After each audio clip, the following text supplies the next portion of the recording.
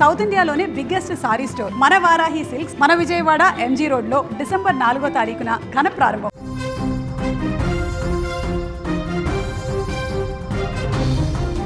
ఆంధ్రప్రదేశ్కు మరోసారి తుఫాను ముప్పు పొంచి ఉంది. బంగాళాఖాతంలో ఏర్పడిన దిత్వా తుఫాను ప్రభావంతో రాష్ట్రంలోని పలు జిల్లాల్లో రాబోయే 5 రోజుల పాటు భారీ నుంచి అతి భారీ వర్షాలు కురిసే అవకాశం ఉంది.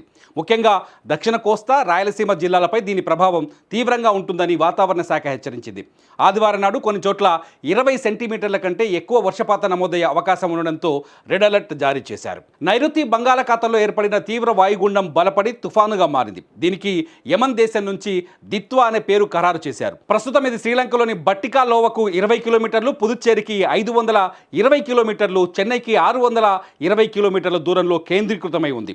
ఇది ఉత్తర వాయువ్య దిశగా కదులుతూ ఆదివారం నాటికి ఉత్తర తమిళనాడు, దక్షిణ కోస్తా తీరాలకు దగ్గరగా వచ్చే అవకాశం ఉంది. మొదట ఈ తుఫానుపై చెన్నై, పుదుచ్చేరి మధ్య తీరం దాటుతుందని భావించిన తాజా అంచనాల ప్రకారం ఇది తీరం దాటే అవకాశాలు తక్కువగా ఉన్నాయి. తీరం వెంబడి ప్రయాణించి సముద్రంలోనే బలహీనపడే అవకాశం ఉందని వాతావరణ శాఖ అంచనా వేస్తుంది.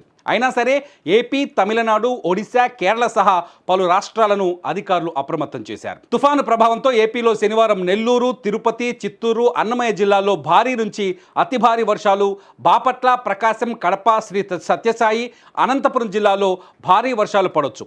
ఆదివారం ప్రకాశం, నెల్లూరు, తిరుపతి, చిత్తూరు, అన్నమయ్య, కడప జిల్లాలో భారీ నుంచి అత్యంత భారీ వర్షాలు కురిసే ప్రమాదం ఉంది.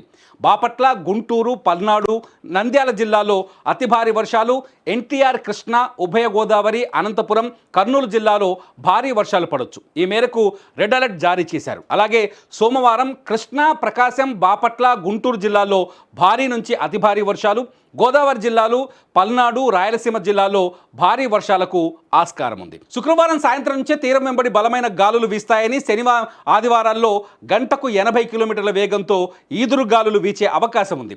మత్స్యకారులు సోమవారం వరకు వేటకు వెళ్లకూడదని అధికారులు హెచ్చరించారు. లోతట్టు ప్రాంతాల ప్రజలు అప్రమత్తంగా ఉండాలని, అవసరమైతే సురక్షిత ప్రాంతాలకు తరలి వెళ్లాలని అధికారులు సూచించారు.